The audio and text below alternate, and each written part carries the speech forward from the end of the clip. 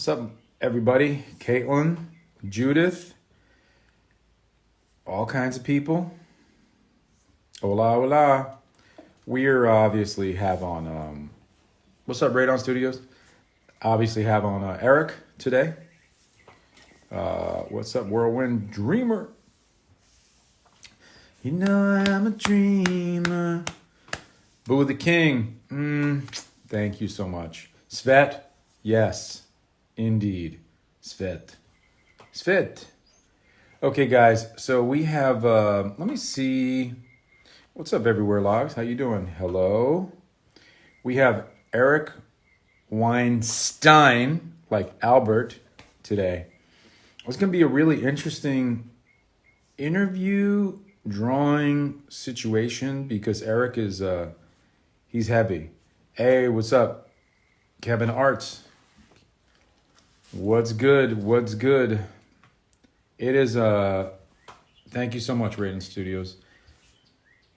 Yeah, it's going to be really hardcore today because I have so many questions for this brother. His mind is kind of at another dimension.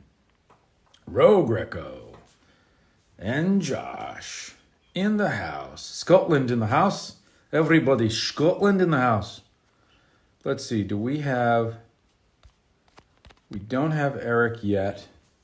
Hopefully Eric will be on one day. He came on yesterday, but then it wasn't the day for him, so I don't know. Yeah. Okay, everybody's ready except of course our guest. There he is. Here he is. I'm excited for this. I'm so excited. I can't believe it. What's up, Manny? There he is. Hey, Justin, how are you? Good, buddy. How you doing? Just making a little bit of coffee. All right. Well, Sorry to jump the gun yesterday. That's okay. Totally cool. Listen, Eric, I don't think there's a great artist who doesn't drink coffee. So I'm so glad that you drink coffee as well. Let's do drugs together then, sir. Done deal. Hey, Eric, your hair is thick as hell. Do you wash your hair? This is a completely separate thing than what I want to go into. Did I wash my hair? Do you ever wash your hair? Because I always find that people that don't wash their hair have the thickest hair. No. This is I'm actually bald. I'm 54 years old. It's a dyed series of toupees, and I titrate the amount of gray. Just makes me authentic. Because authenticity is everything. Yeah, exactly. So no, Eric, I do wash my hair. You do? Because the people, like, I feel like my friends that have the most hair never wash their hair, but it could be this is a complete theory that I have. It's called the homeless hair theory. And I noticed that homeless people have the thickest hair. And physicists. Yeah, that's a great point. So if we could find the intersectional homeless physics community, I think that would be something to see. Okay, amazing. Eric, I have so many questions for you. I've watched you on and off, and then you went on. I've just been watching you just because you're one of those guys that I watch. You probably had no idea that I watch you. I saw you on Joe Rogan, or listened to you on Joe Rogan a couple of times. And a lot of the shit that you say rings true for me as a painter, as an artist. And so I wanted to talk to you about art and about the intersectionality of math and art. And Great. I have like a million questions. So I don't really know where to start. So I'm going to start with, I really feel like there is you talk about the source code of the universe. And when you broke down C. elegans, when you showed, I forgot the biologist's name who did all the work on C. elegans, the worms. Well, Elizabeth, no, sorry. Who am I thinking of? Sidney Brenner was the first guy who suggested C. elegans as a model organism. I think because it has the smallest cytological footprint, the fewest number of cells with a working brain and full reproductive apparatus. So I think it was a genius choice of a model organism. You have things like zebrafish for development because they're transparent. I have friends who are trying to do cephalopods, squids, cuttlefish, octopi, nautilus, because they're sort of the most far flung on the phylogenetic tree from us with brains, but Sidney Brenner's idea to map the worm, thank God for people like Sidney Brenner, my friend. Mm-hmm. Giants who walked among us. I should have had him on the portal. Should have started it earlier. Just died recently. Damn. So I know. I just downloaded this one right here. What? Oh, isn't that gorgeous? It's just it. You know, first of all, it's a painting unto itself. Thank you for saying that.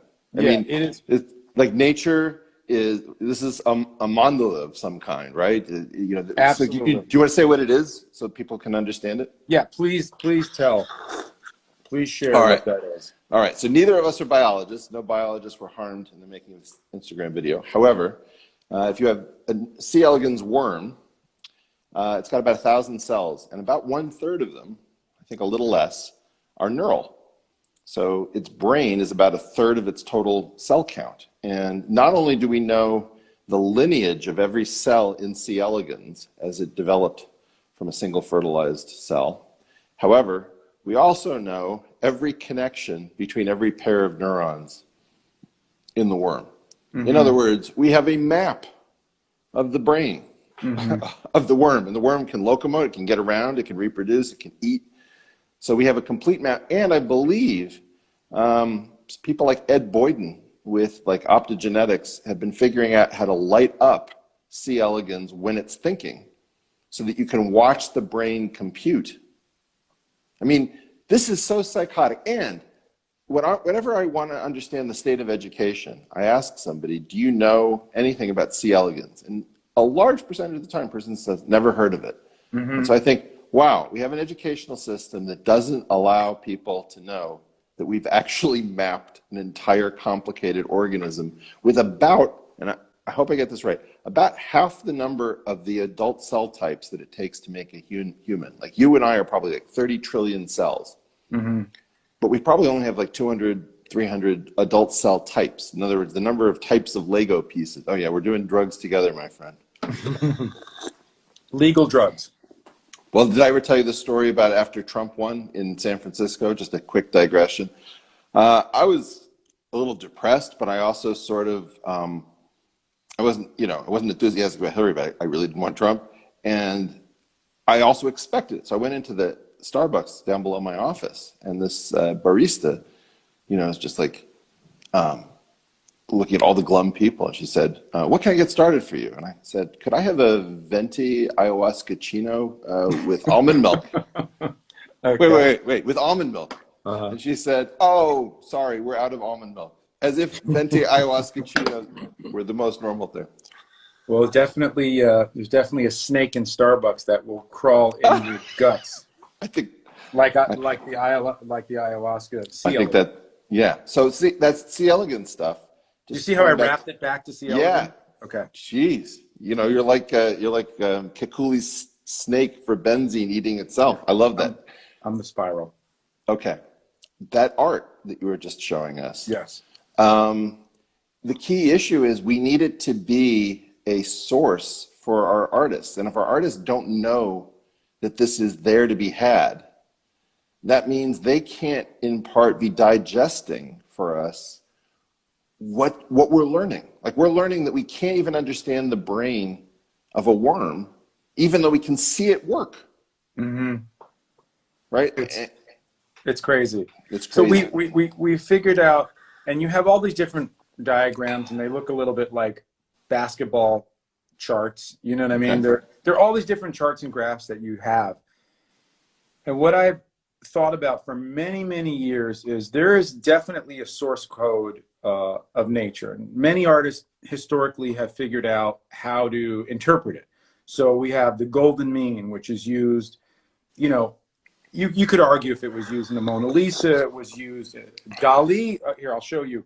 Here, let me do this. You have the Mona Lisa, you have the golden mean that's figured out. You have, even Dali uses the golden mean here. You have, see that?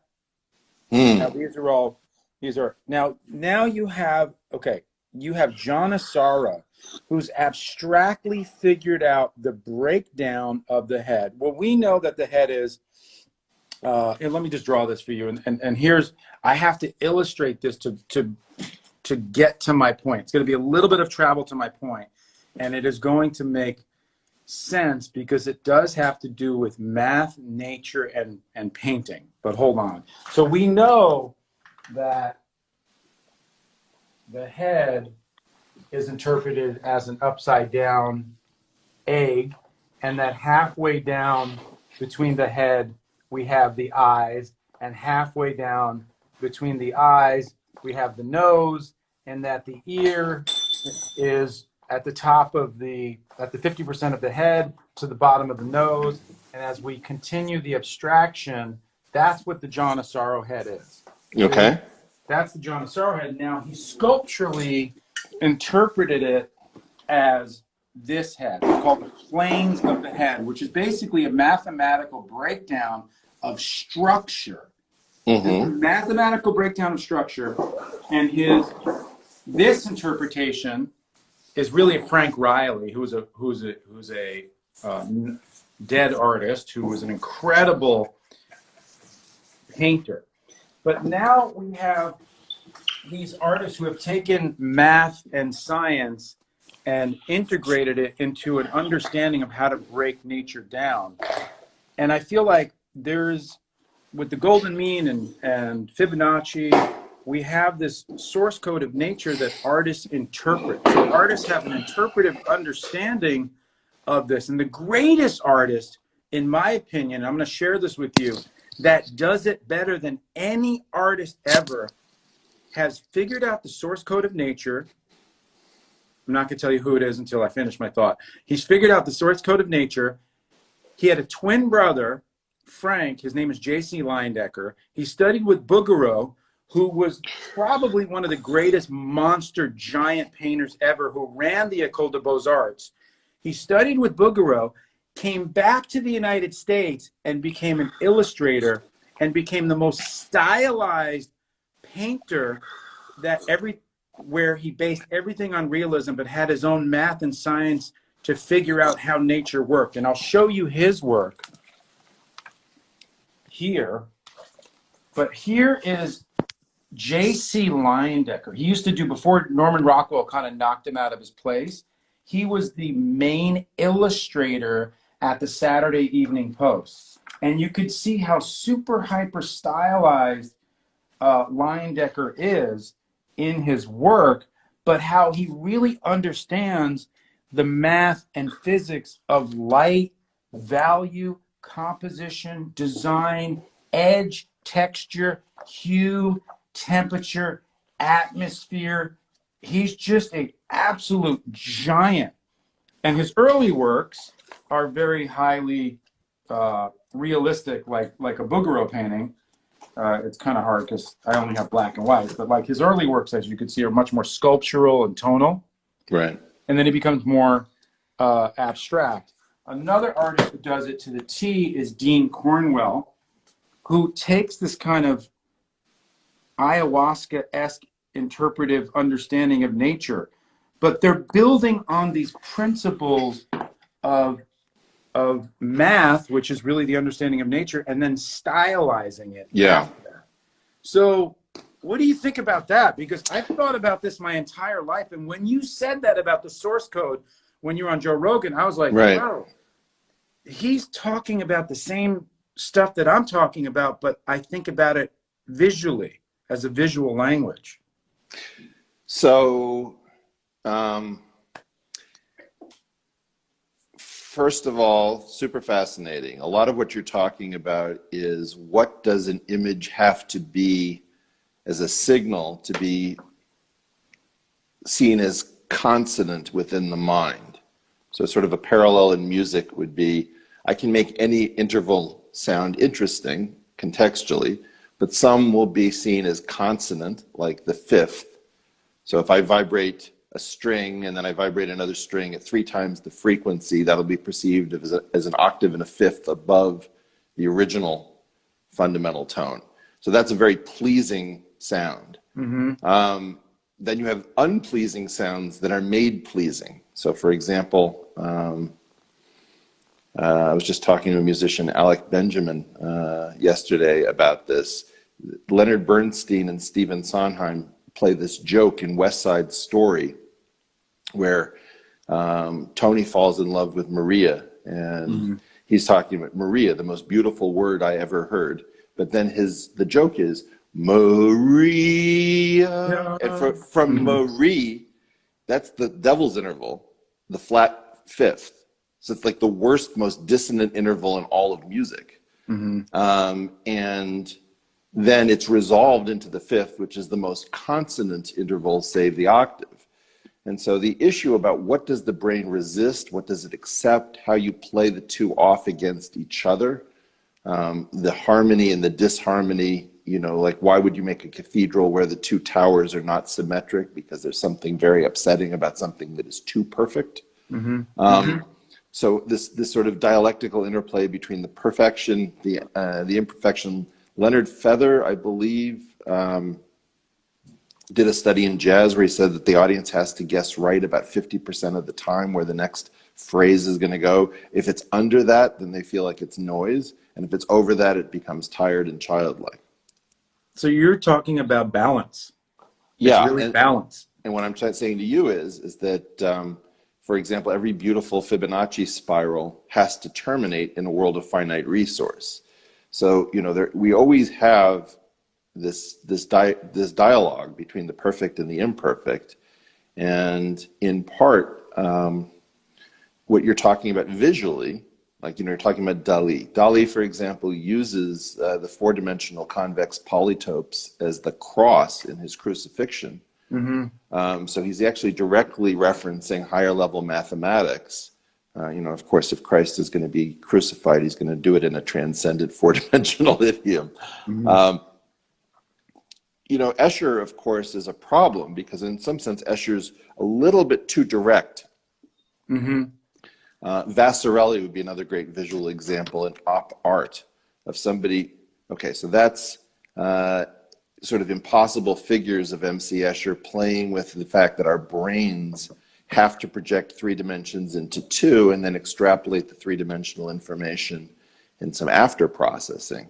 And so because of that, there are particular angles where impossible figures, if you remember the movie Inception, where the Penrose steps or the Escher staircase is realized physically by placing a camera at a particular place that it gives the illusion of a staircase which is always going up. Now, auditorily, there's a barbershop pole of tones that has the illusion of continuously rising sound.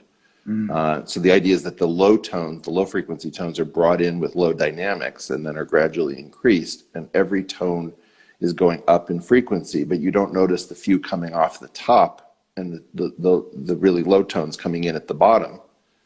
So, you know, this issue about, somebody just made a mention of local consistency leading to global paradox is a beautiful way. Sometimes we call this holonomy in the case of the Escher stairs, the barbershop pole. So yeah, this is a rich field of endeavor to mine. And one of the things that's very important to me is a dialogue that really is just beginning, which the Portal, which is my program, which I hope you guys will all check out. We're trying to get a dialogue between science and art, but transcendent science. The part of science that grabs you by the heart or the loins or the head and shakes you, you know, ragdolls you. And then you just think like, okay, well, I may not believe in a typical version of God, but there is so much structure out there that is provable that no one would ever have expected that I'll never feel alone in the universe again. It's very important that our artists know that this is there to be had and that the scientists and artists form this partnership. And just to finish this riff, C.P. Snow had this great essay called The Two Cultures, where his central observation was that scientific intellectuals were no longer reading fiction. Literary intellectuals were working through fiction. Scientific intellectuals were eschewing all literary fiction. And so effectively, the two groups had stopped talking to each other. And what I'm trying to do is to reintegrate science and art by viewing our artists as our advanced, special forces team to get the transcendence into the lives of the people who are feeling empty. There's so much great things that are happening in the world that nobody can see because they're discussed in papers that are so dry that they'll put you to sleep. But it's like, what if somebody gave an exact technical description of an atomic weapon exploding? I mean, it's an incredibly powerful, beautiful, and terrifying act, but the description could be dull as church. You remember the story, The Birthmark by Nathaniel Hawthorne? I know of it, but I actually didn't read it. So the story is that he wants to create the most perfect woman. This is kind of how I feel every time I do a painting. I'm like, this has to be the greatest painting of all time. This has to be the greatest portrait of Tupac. This has to be the greatest dance scene, break dancing, whatever it is. I understand that feeling. He is a mad scientist who craves perfection and creates a woman who is flawless, his perfect woman. Then when he sees her, there's one little issue. There's one thing that's nagging at him, that's tugging at his heartstrings, that is tugging at his science side of his brain, which is she has a birthmark, and that's an imperfection. That imperfection causes him to then remove the birthmark. When he removes the birthmark, she dies. Because the imperfection, the perfection is the imperfection. It's the happy accidents that occur in the painting. It's the deep impasto, painful struggle of strokes you see when you see a Rembrandt painting. You know what I mean? And I feel like all of we talk about balance. It's a balance of, in my world, it's a balance between the composition, the design, the texture, the harmony. There's a lot of imperfection in there. And I think that there has to be, like you said, if the chord is not right here, if it's here, it's too much. And if it's here, it's too little. Where's that perfect artistic balance? Well, so you can actually prove that you can't achieve perfection. So if I can, people are asking, why was I fidgeting? I was just cleaning off a whiteboard. So let me see if I can. So let me put up one of my favorite equations, which is false. Okay.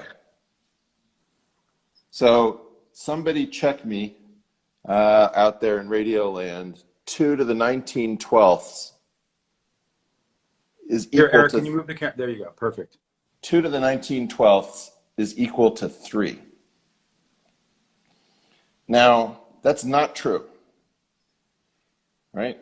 So I'm going to put a squiggle so that my mathematical friends don't lose their shit. But the importance of it, if I can just write it a different way. So let me just say that if you know the song "Over the Rainbow," somewhere I know it. Okay, well, can you give me the first 2 notes of it? Somewhere over the rainbow. No, just the sum to where was Okay. was a doubling of the frequency. Okay. And so then I'm going to rewrite this up here based on 12 notes in an octave. Okay. All right. So now let's see if I can. You could flip the camera if you want, Eric, too. Just in the top left corner. Okay, in the top left corner. I don't think I. Yeah, there's 2 arrows. Oh, yep. One is a C curve with an arrow. Yeah, there you go. Oh, okay. Now I see your nice pool. That's a green screen. Oh. Okay, so so that should say somewhere. That's the original octave that you sang, raised to the 19 keys on the piano up from whatever the first note of sum was, divided by the 12 notes of the octave.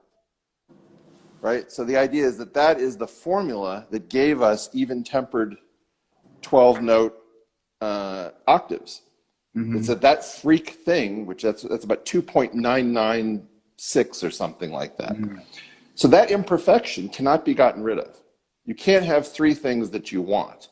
You wanted perfect octaves, perfect even temperament, that is the ratio of the frequencies of any notes, n notes apart, always is the same, irrespective of where you start.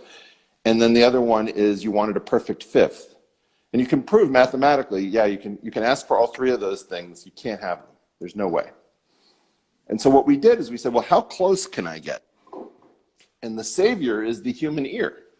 The organ of Corti, which processes the sounds inside of your ear, can't tell the difference in general between, like, you know, ho, heave, ho. That should be, you know, like frequency 1, 3 halves, 1. And in even temperament, you have to deal with that slight error, the fact that it comes in just shy of 3. But my ear is imperfect. Therefore, I don't see a problem. I don't hear a problem. You also know that our Islamic friends have all sorts of, and this isn't just limited to Muslim cultures, but when you say, oh, your baby is perfect, you don't want to anger God because God is perfect. So then you have to sort of ward off the evil eye by saying, like, mashallah, or something like this. And it's very important not to seek too much perfection. Perfection is the engine of madness.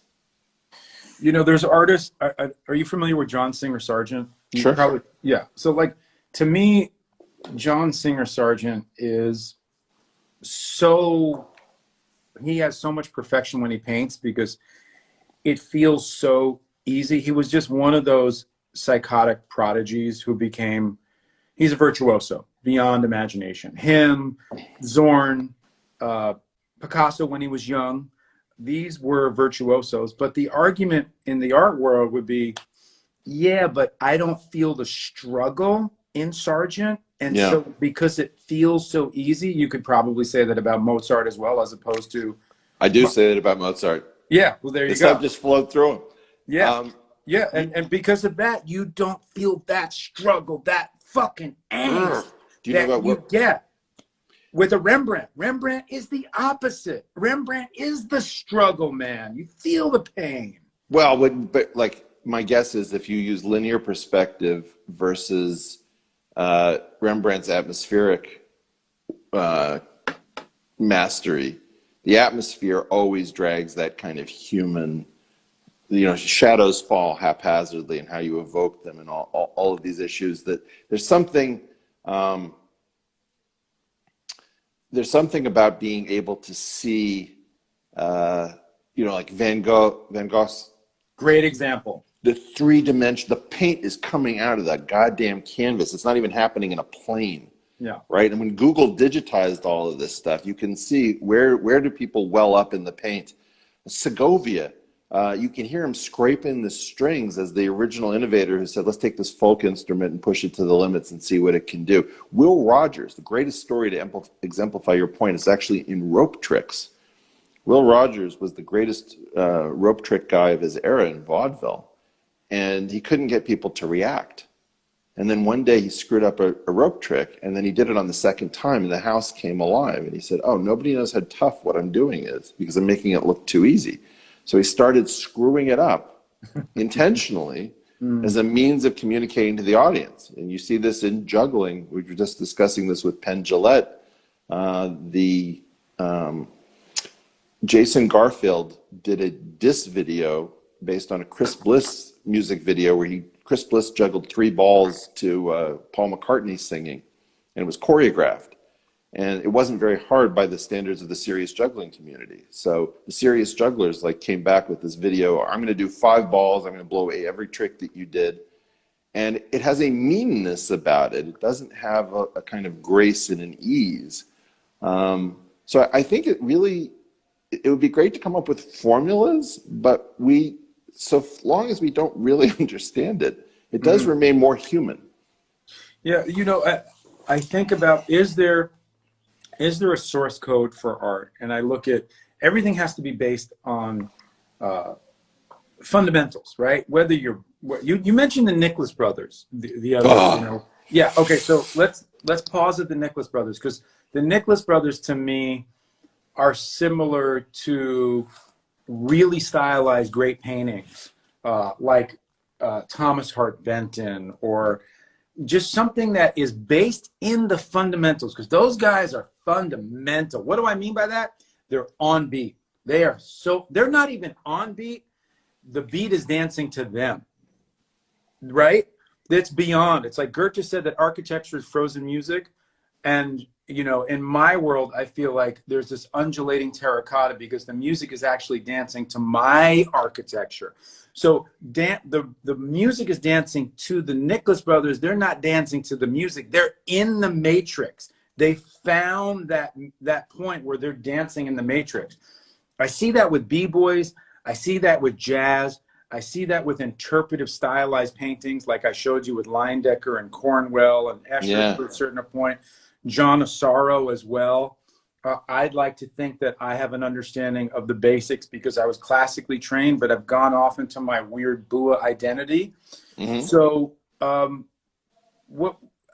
is there a math that we could break the Nicholas? And if you guys don't know the Nicholas brothers, you got to wake up, bro. You got to wake up, because the Nicholas brothers are such beautiful dancers. They're beyond dancing. Because it's funny, when you were talking to Joe about that, he never saw them. I'm like, bro, I was a break dancer for many years. I didn't know that. Yeah, No. I was a professional b-boy for years. I'm actually in Rocksteady Crew, one of the great crews of all time. But we always looked at the Nicholas brothers growing up in New York City. That was our go-to. Like, oh yeah, like Nicholas brothers. Like, how did they drop off the face of our awareness? I'm so angry about this. Yeah, I'm glad that you brought it up into pop cultural conversation. Every time Joe gives me an opportunity to broadcast at scale, it's always like, take some stuff from the past that people have forgotten about, take some science stuff, take a couple of people who've never had the world come to their door, because that show is so powerful. So powerful. That to give anybody who is sort of deserving of more exposure, like, you're talking about the perfection. I also did the imperfection of the Berry brothers, which is athletically astounding, but nowhere close to the sort of mellifluous, tuneful, I don't know what to call it, melodious way that the Nicholas brothers did everything. That sequence from Hellzapoppin' with the Lindy Hoppers, is that elegance? Is it violence? Is it is it math? Is it math? Is it misogyny? Is it misandry? I don't know what's going on. Those guys just brought it, and the fact that there's a record of it reminds us of what people can do when they don't know what the limitations are. In terms of the sort of ease, there's a guy, I think his first name is Jerry, his last name is Lopez, who's this surfer, who, when you see him surf, has this kind of ease. No matter what size of the wave he's on, he's just taking a walk in the park. Like, he's never, and these waves are so irregular that you think that break, but then, a swell comes in that has different characteristics. So I'm always interested as to, the Nicholas brothers could control their circumstance. What happens when you have somebody who's dancing, in a street, and people are walking through in baby carriages, and they're dealing with changing circumstances. So I'm always interested is if there's a random element, how somebody is in flow and in dialogue with the random element. And I view in part the painting left behind by a painter. Sometimes you see somebody who's like very kinetic. Obviously, Jackson Pollock was the most famous of these. But the painting is only, in some sense, the leave behind of a process that occurred. And I love it when people will leave a time-lapse photo, camera, watching them paint, and you see them dancing effectively. Or like the way Stevie Ray Vaughan is constantly in motion as the music is coming out of him. And I think back to the way Eric Clapton sort of talked about phrasing in terms of, I take a breath, I say something, and then I take another breath. Now, those breaths aren't actually breaths, they're just pauses. Stevie Ray Vaughan was a little bit like a bagpiper who always had this well of air and could kind of just push things out continuously without even seeming to think. And so there's sometimes when, the spirit is flowing through you and like every pause is just an interruption of a process. There are other times when you need to catch your breath. Do you do any math? Not at all. this much. I failed algebra. Well, I was really good at math until ninth grade. I can't believe I'm talking to you about math. This is like almost horrifying. But I was horrible at math. No, I was great at math until ninth grade, and I started breaking professionally. I actually danced in the Spoleto Festival with Nureyev in '84. What? Yeah, I know. It's Oh, great. My story's really weird. I'm a little Forrest Gumpy, and I'll get into my professional ping pong career later. So things that I do are wait. math. Hard bat or foam? Oh, phone. No. I used to play in Chinatown, ranked #2 in the UTTA Table Tennis Association, trained with Dick Miles, who was the only American to make it to the Olympics at the time. That's a whole other story. But the math part, and then I cheated. This is I cheated on my algebra and math in my final exam, and my teacher, but I got the answers from the super duper smart girl beforehand, so I thought I aced it. And when I came the next week, I'm not going to mention his name, Mr. Mahoney, he said, everybody really struggled on this test except for BUA, who got a perfect score. And I was like, you know what I'm saying? Of course I did, son. And so he hands me my paper. He goes, but the weird thing is, BUA got a perfect score for the first period because on the second period, I changed all the answers. So it's so weird. Is he a Sybil? Did he have the foresight to look into the test that I had for the first class? Because in this class, he actually got a fat fucking 0. And he took the test and he ripped it up and he threw it at me. This is the days of public school. I was going to school at 137th Street and Common Avenue, Music and Art, the old building. So I walked out of class. I never went back. So that was the end of my math career. And then I wound up later doing all my math at Boys and Girls High School, summer school, which was the roughest, most crazy school ever. It's where they threw a teacher out the window. It was crazy. And they called me Einstein, by the way, because I was the best mathematician in Boys and Girls High School. So that's a true story.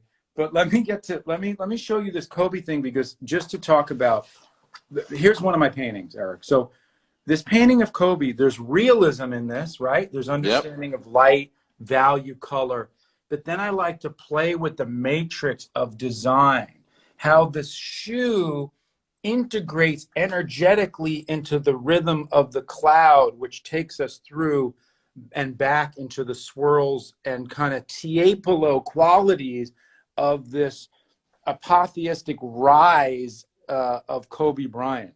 So I'd like to think that although I'm painting fundamentally value, light, color, design, composition, hue, saturation, I'm also thinking about the abstract nature, and I'm just seeing it here, but in my other paintings, I see it in a lot of places, of how I'm trying to define movement and integration of his biological, physiological movement into the clouds and ultimately into the universe.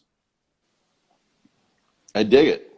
All right. Well, so this is something that I think about. Like, can that be mathematically broken down? Can a painting be figured out? And when you were talking about the C elegant, Right. will a human being ever will be able to map human beings? Do you watch Westworld? No. Okay. I think you would like it. All right.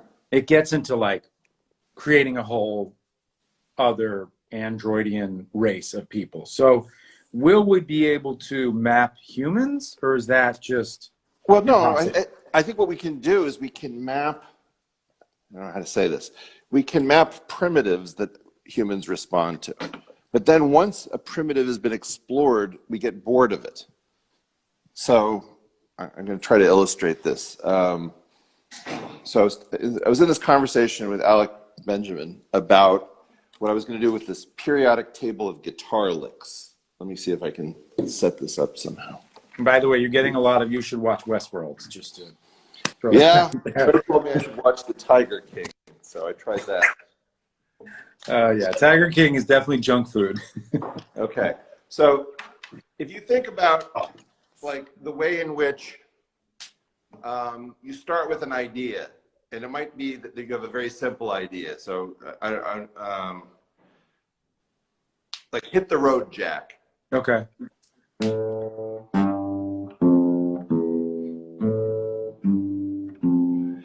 Now that thing is very iconic. Hit the road, Jack. Yep. But then you already know that. So if I do that again on a new song, you're going to say, oh, that's just very derivative. So how do you rescue the idea? You have to put in an imperfection or a change, right? And then you get something like California Dreamin'. All the leaves are brown, and I'm going to hold it, sky's gray. Okay, so holding that note to delay gratification is the next thing. So now that's ruined because I can't do that again. But let's say I still want to get at the same idea. You know, then it takes years to get to.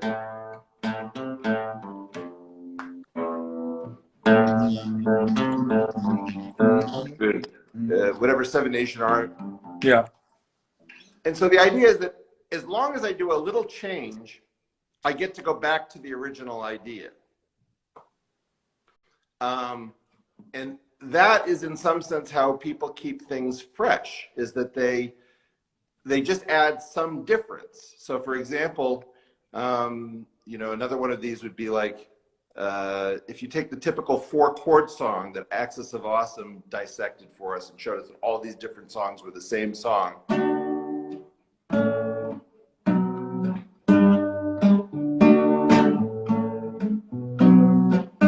Maybe I'm in tune. But then, like, if you look at our friend Mike Einziger of Incubus for with Aloe Black and Avicii, he did this thing which started from, instead of the tonic, he starts from a different place in the cycle. Like, you know, feeling my way through the darkness, guided by a beating heart.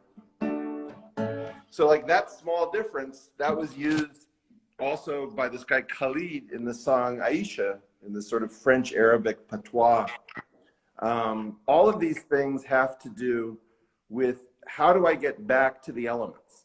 And I think what you keep talking about is you're talking about the elements that appeal to us. We know that, for example, we're tied to symmetry. That's my painting of Incubus, by the way. You mentioned them. Wow. Love this. It's all coming full circle. Yeah. They're in the Amanita muscaria world of some kind of psilocybin combo. I don't know. So what I think what you have happening here is that you're trying to say that there are certain elemental aspects that we respond to, but we have to make them fresh in order to get back to that power.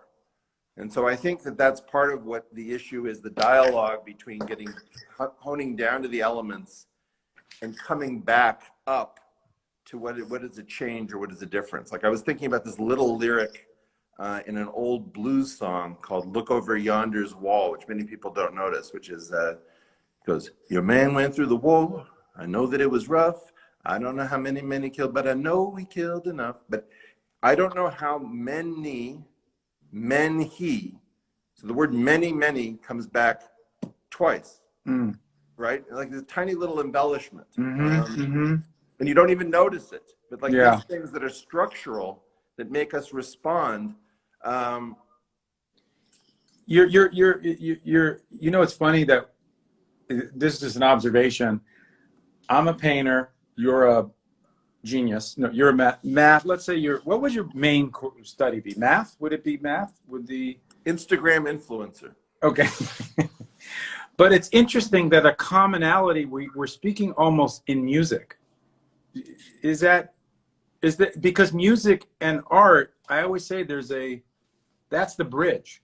That's the bridge for music and art. They're very similar because like when, you know, Jimi Hendrix said, when I play notes, and my friend Johnny Utah just reminded me, I hear colors. Yeah. You know? Well, but you got to be very careful with Hendrix. It took me a long time to understand what was so different about him. And it was only, I noticed two things. One, you almost never see him playing an acoustic instrument. I think they're two pieces of footage. The other thing is that you'll notice that you notate Hendrix, you sort of lose almost all of the genius and brilliance. And I tried to figure out what that was. And it turns out that he was imparting so much structure above the level of the note in terms of texture and attack, and the way in which he used the amplification system as the instrument. Yes, he was in a higher dimensional system than everybody else. He was pulling more different, you know, like when you started counting out all the different elements of a composition, he was working with more variables. And I think that the reason that we come back to music is that it's a more constrained and mathematical place to play. The problem with your canvas is that it's not really very constrained. You're sort of constrained by 2 dimensions-ish. I don't know if you've ever been to Barcelona and the Foundation Miro. Yeah, and also just Barcelona. I think of 2 things. I think We'll of get to Picasso. Gaudi in a second, but do Miro first. Yeah. Okay. So Miro, you know how you were talking, you were evoking Picasso's progression from this great classical painter to this, whatever Picasso became in the end, where he's searching for how to paint like a child. Right. Well, Miro, his struggle is much clearer. Like he starts off as a classical painter, and then he starts pushing all of the intellectual aspects and seeing how far they can go. And by the end, he's like attacking the fucking canvas. He's angry at the constraints of being a visual artist or thought of as a painter. And it's just like violence against the canvas. He's trying to break the 4th wall, which is the canvas to him. Now, you know, when you see Gaudi, that's a different story. And again, the problem I have with Gaudi is that there is everything Gaudi did, and then there's the interior of La Sagrada Familia. And I think I've seen a ton of Gaudi's stuff. There's nothing in the world that prepares you for the inside of that goddamn church. Yeah. Gorgeous. And it's just, it's on another level. It's, you know, It's hallucinogenic almost. Aside from the word almost, I agree with that statement. Gets good. No, I mean, yeah. You want to know what's, I don't know. I guess I'm stuck because I've seen that church my whole life and nothing prepared me to walk into it at all. Just there's nothing like in the world like that church. And the outside of it is spectacular and weird, and it doesn't rival the inside. Yeah, no, it's just mind bending. It's and going back to Barcelona, going to the Picasso Museum, the museum there, you're seeing his early works from when he was 13 to, you know, up until he became cubistic. He was the early works, which is so interesting because you're seeing the structural. It's almost like getting a glimpse as if Jimi Hendrix was classically trained before ever seeing Hendrix dress up. You know, I don't know if he was classically trained, but I could imagine if he wasn't. But he had that. Couldn't read music. But he could read music, right? But don't you think he had an understanding of structure, like beyond, like Picasso? You know, Picasso's trained by his father. He's sitting there at figure drawing class next to men, annihilating them with his insane vision. Well, I was having this argument with Rick Rubin, of all people. Rick Rubin has a theory of music that I totally disagree with, which he just sort of sees everything as kind of intuitive and nothing is thought out. Hendrix, at the beginning of Red House, does this weird thing with the 7th chord where he goes...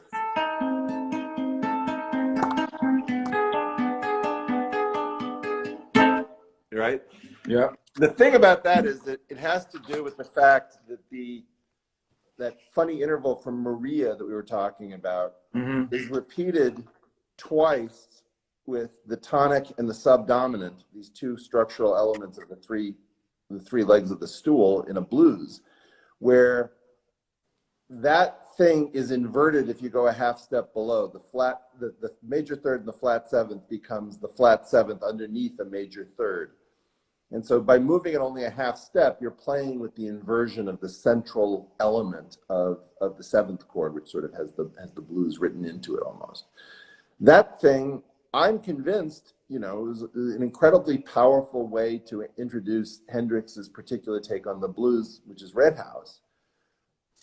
It's a theme and variation squared. He always plays the same sort of variations in every performance, but every time the variations occur, whatever's in slot number 3 is always varied itself, so it never repeats. Did he think these things analytically? I don't know. I don't know if you know Eric Lewis, the piano player. Mm-mm. Everybody should check him out. The beast of the piano, maybe my favorite piano player living today. Okay.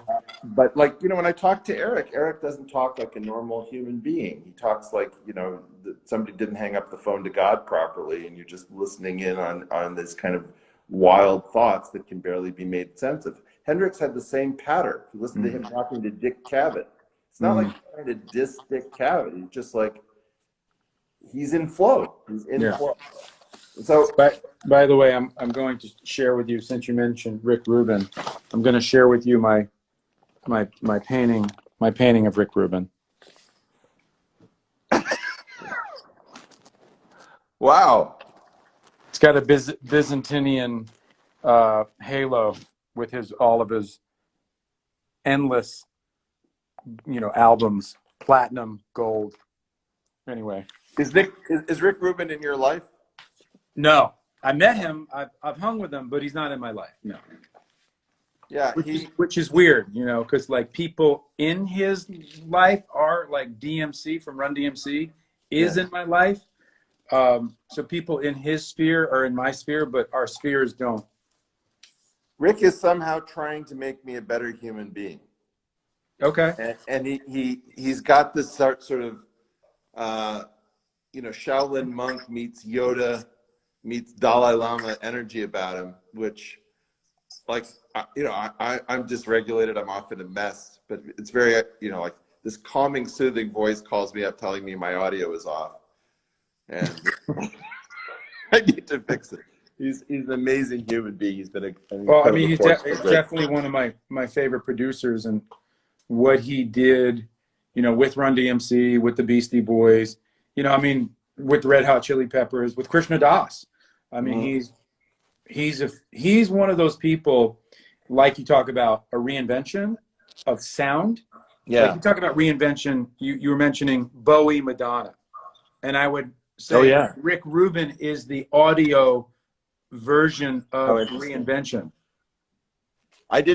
So part of my frustration here is that I'm not deep into the hip hop world, which I very much appreciate as being about the most vital thing happening in the arts. So I can appreciate the vitality. There is a sort of, I don't know, I have some barrier to it in terms of, I guess maybe it's too produced or you know, like production and the whole issue about loops and beats and the whole thing doesn't sit exactly with my concept of music. I do think that it's very important to figure out what is actually authentic and of our time. And I think hip hop probably comes closest. I'm a big complainer that the art of our time is not the art of our time. I think, Eric, one of the most important things to know about hip hop, especially the genesis, is that it was started by children. The most authentic voice possible. Children were the first people to DJ. Children were the first MCs. Children were the first B-boys. Children were the first graph writers bombing the ones and twos and going into the ghost yards. We were children of the street, socially reacting to our environment, picking up the energetic discourse of the urban jungle. That was the voice of a generation. So the origins are so authentic, and that's why hip hop is so fucking powerful and profound, is because we were children creating a voice with 4 pillars: MC, B-boy, DJ, graph writing. So the depths are crazy.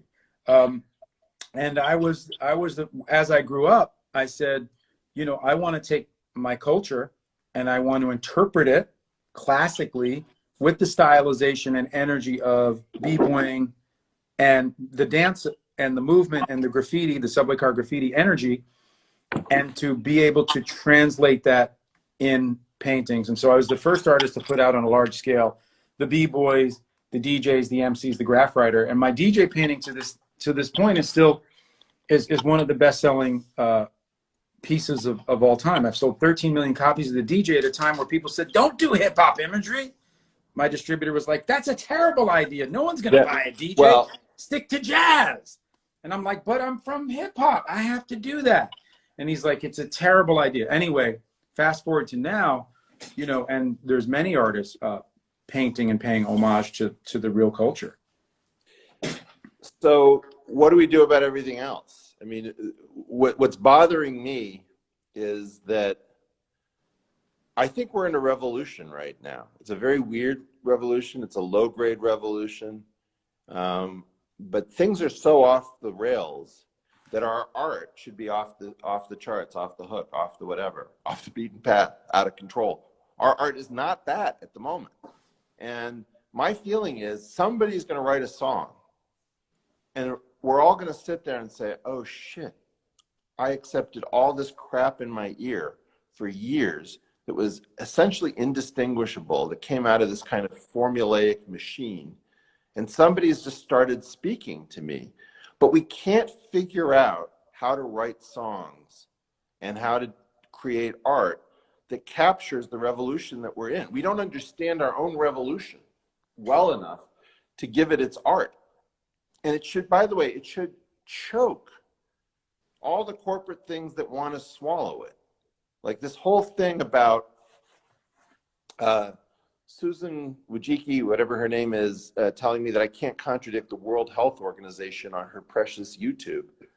Just like, you sound like a publisher exercising editorial control, and you should be regulated as such.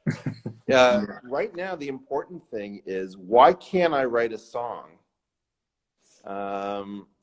in which the hypocrisy and idiocy of the institutions mismanaging this corona crisis goes viral? Like, someone's got to do it. I think Donald Glover did it with This Is America. I think that was, I hear what you're saying. That song, This Is America. Well, not only the song, the video as well. Yeah, the video as well. I feel like if we're thinking it, someone's doing it. It should be galvanizing to people to look. We have all of our institutions have been taken over by kleptocratic incompetence, and the reason that we can't get our country back. You're in the U.S., I'm in the U.S., so speaking about our country, but the world should be taking an interest in everything that goes on with the U.S., of course, because of projection of power. We can't. But Eric, I hate to interrupt you, but we only have 1 minute and 30 seconds. So I would love to have another time slot with you. I'd love to talk to you on your portal, on my portal, on any portal. I think there's a lot to discuss. Let's do it. Yeah. What do you want to close us out with? You inviting me onto your show as a guest, as the first painter. We've had a painter. Oh yeah, second painter. We had London Sy, the mathematical artist from New York, who does beautiful topological explorations. It wasn't one of our loved episodes, but I feel great about doing it. We'd love to have you come into the studio when we get into, and let's do some visual stuff. Let's do it. I'm 100% down. I haven't even got to left hemisphere, right hemisphere drawing, painting. Forget it. It's beyond. I love you, bro. Been great. I love how you think. I love how you think across the platforms. We have 30 seconds left, but yeah, we'll do it again. A lot of people are definitely feeling it, brother. All right. Well, it's been terrific visiting with you, Justin, and worth getting dressed up for. Let's continue in your platform and mine. Fresh. All right, Eric. Thank you, brother. Be well. Right, take it easy, bro. Peace.